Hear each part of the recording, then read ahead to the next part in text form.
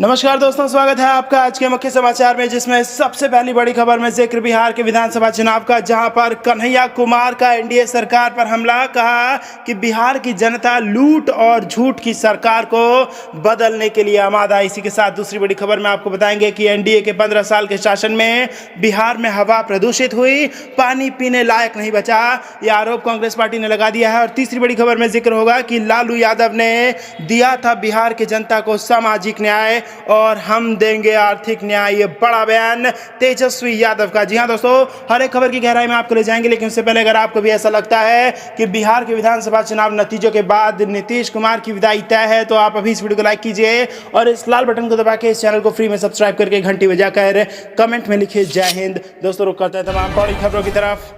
बिहार की जनता लूट और झूठ की सरकार को बदलने के लिए आमदा, कन्हैया कुमार। जी हां दोस्तों, कटिहार के आजमनगर थाना मैदान में प्राणपुर विधानसभा के कांग्रेस प्रत्याशी तौकीर आलम के पक्ष में आज कन्हैया कुमार ने एक विशाल जनसभा को संबोधित किया।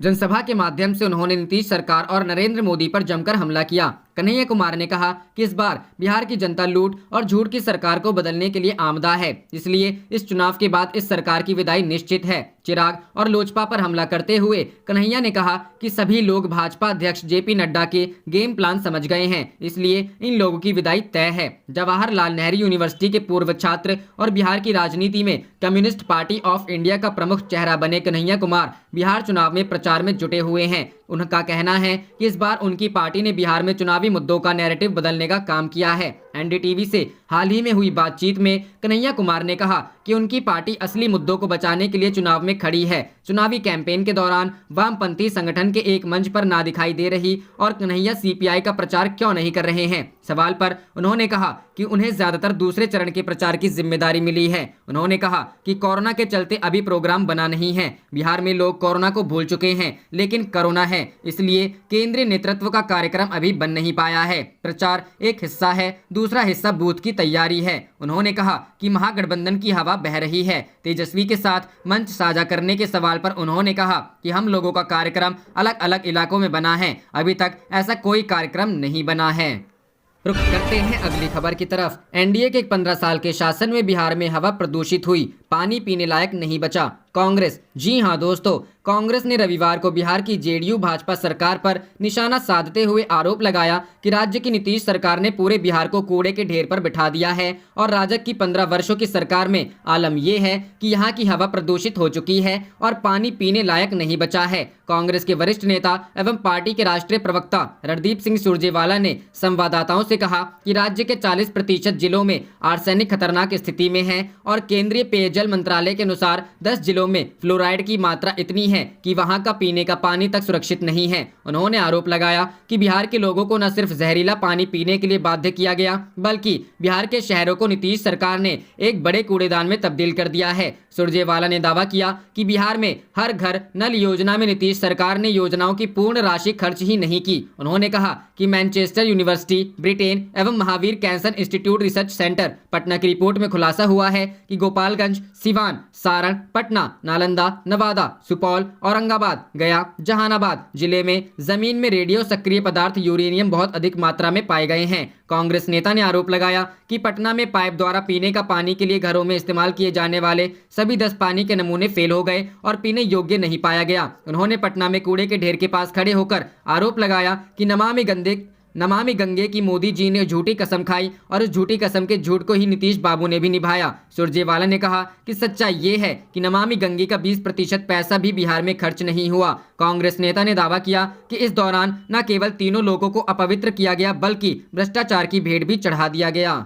रुक करते हैं अगली खबर की तरफ। लालू जी ने सामाजिक न्याय किया, हम आर्थिक न्याय करेंगे, तेजस्वी। जी हां दोस्तों, बिहार में युवा राजनीति के नए प्रतीक और महागठबंधन के मुख्यमंत्री का चेहरा तेजस्वी यादव इन दिनों चुनावी सभाओं में अति व्यस्त है। आम लोगों से मिल रहे हैं, संवाद कर रहे हैं, बिहार की तस्वीर बदलने का वादा कर रहे हैं। महागठबंधन के प्रत्याशियों की ओर से रैलियों और सभाओं के लिए सबसे ज्यादा मांग तेजस्वी की ही है, इसलिए एक दिन में उन्हें 17 सभाएं करनी पड़ रही है। उनका पूरा दिन मंचों, सभाओं और प्रत्याशियों के बीच ही गुजरता है। चुनाव में आप बहुत मेहनत कर रहे हैं, तो शुरुआत शुरुआत इसी से करते हैं कि आपको कितनी सीटों की उम्मीद है। हमें उम्मीद ही नहीं, पूरा विश्वास है कि महागठबंधन 2/3 बहुमत के साथ बिहार में अगली सरकार बनाने जा रहा है। जिस तरह से आज आम लोग ग्रस्त हैं, यह संख्या ऊपर जा सकती है पर कम होती नहीं दिख रही है।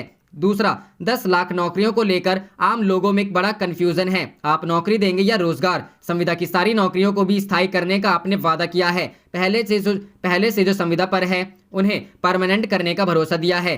कहां से और कैसे आएगा इतना संसाधन?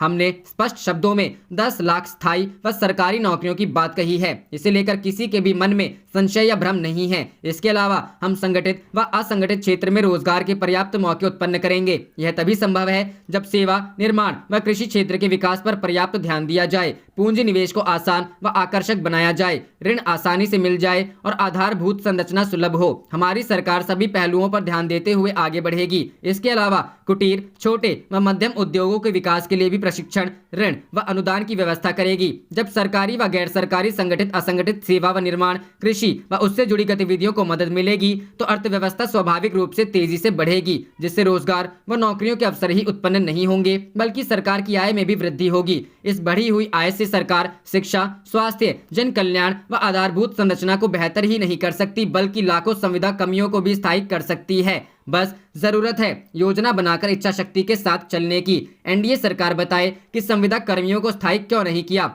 तीसरा, आपने राजद को A to Z की पार्टी बनाने का वादा किया था। आबादी के हिसाब से भागीदारी देने की बात कही थी, मगर टिकट वितरण में ऐसा कुछ नहीं दिखा। स्वर्ण जातियों को फिर नजरअंदाज किया गया। यह कहना सही नहीं है कि राजद और महागठबंधन ने आपसी सहमति और गहन विचार विमर्श के बाद सभी जाति एवं वर्गों को उचित प्रतिनिधित्व दिया है। आप आंकड़े देख सकते हैं। हमने सभी वर्गों के लिए अपनी पार्टी का दरवाजा ही नहीं है, दिल भी खोला है। चौथा, आप युवा हैं और सोच भी नहीं है। आज का राजद युवा सोच के मुताबिक कितना बन पाया है, लालू प्रसाद के जमाने से कितना आगे बढ़ पाया है।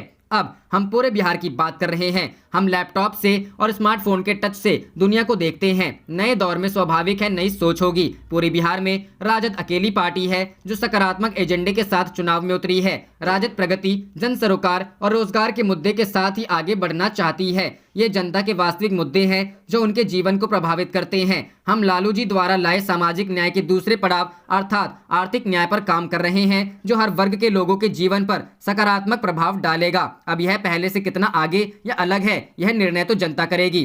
पांचवा, राजद कार्यकर्ताओं में प्रचारित है कि आप किसी से मिलते जुलते नहीं हैं, विधायकों को भी इंतजार कराते हैं। यहाँ आपकी तुलना लालू जी से की जाती है। उनका दरबार सबके लिए खुला रहता है, किंतु आपका यह गलत धारणा है। हमारा दरवाजा सदा खुला रहता है, बंद तो अणे मार्ग रहता है। मेरे पिता से मेरी तुलना बेमानी है। हम में एक पीढ़ी का अंतर है तो स्वाभाविक है कुछ चीजें भी अलग होंगी। सबका काम करने का तौर तरीका अलग अलग होता है। क्या आपका तरीका अपने पिता से अलग नहीं है?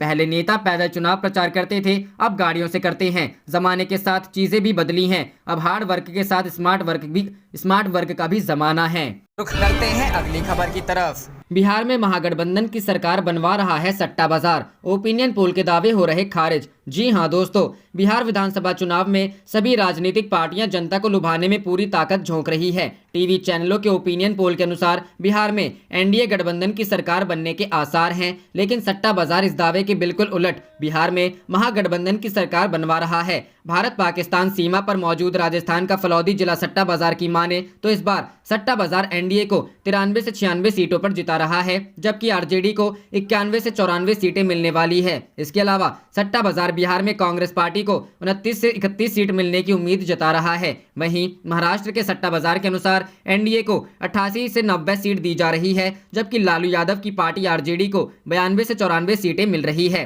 महाराष्ट्र का सट्टा बाजार कांग्रेस को भी 30 से 32 सीटों पर जीतते हुए दिखा रहा है। इसके अलावा गुजरात के सट्टा बाजार की माने तो यहाँ एनडीए 88 से 91 सीटों पर जीतती हुई नजर आ रही है, जबकि आरजेडी को 125 सीटें मिलने का अनुमान लगाया जा रहा है।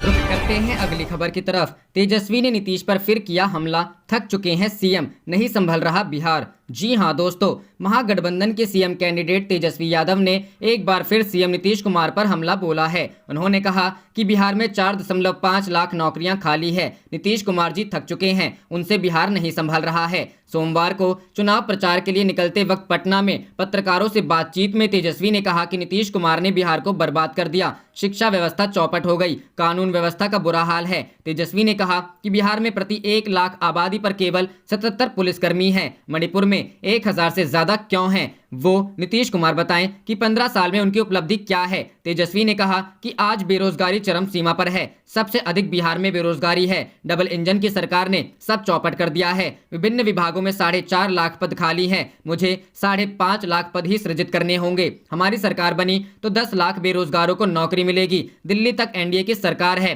फिर भी बिहार को क्या दिया गया? हम नए सोच के साथ सभी जाति धर्म के लोगों के साथ लेकर चलना चाहते हैं, चाहे स्वर्ण हो, अति पिछड़ा हो या दलित हो। उन्होंने कहा कि महंगाई बढ़ती जा रही है। सोमवार सुबह एक ट्वीट में तेजस्वी ने कहा कि सीएम नीतीश कुमार बेरोजगारी और मौलिक तथ्यों को दरकिनार कर यदि व्यक्तिगत आलोचना कर रहे हैं तो मैं क्या कह सकता हूं? अगर कोई कमी है तो उन्हें नेतृत्व कुशलता, नीतिगत फैसलों व वैचारिकता की आलोचना करनी चाहिए, न कि व्यक्तिगत। बिहार की 60% आबादी युवा है, इन्हें युवा का वोट चाहिए लेकिन नेता नहीं। कल 94 सीटों के लिए पड़ेंगे वोट। बिहार विधानसभा चुनाव के दूसरे चरण में 17 जिलों की 94 सीटों के लिए चुनाव प्रचार का शोर रविवार की शाम को थम गया। कुल 1463 उम्मीदवार चुनाव मैदान में हैं। इनमें 1316 पुरुष, 146 महिला एवं एक थर्ड जेंडर की प्रत्याशी शामिल है। इस चरण में 623 निबंधित गैर मान्यता प्राप्त दलों से तो 513 निर्दलीय प्रत्याशी चुनाव में अपना भाग्य आजमा रहे हैं। जिन चुनाव क्षेत्रों में 4 बजे तक मतदान होना है वहां रविवार की शाम 4 बजे और जिन क्षेत्रों में 6 बजे तक मतदान होना है वहां शाम 6 बजे के बाद चुनाव प्रचार समाप्त हो गया। चुनाव आयोग के अनुसार मतदान समाप्ति के 48 घंटे पूर्व इन सीटों के प्रत्याशी सिर्फ व्यक्तिगत जनसंपर्क के माध्यम से ही अपने पक्ष में वोट देने की अपील कर सकेंगे। सभी प्रकार की चुनावी सभा, नुक्कड़ सभा इत्यादि दृश्य एवं श्रव्य माध्यम से होने वाले चुनाव प्रचार पर तत्काल प्रभाव से रोक लग गई। जाने से पहले आप इस वीडियो को लाइक कीजिए और इस लाल बटन को दबा के इस चैनल को फ्री में सब्सक्राइब करके घंटी बजा लीजिए। आप देख रहे थे आपका अपना चैनल धड़ाधड़ न्यूज़। जय हिंद, जय भारत।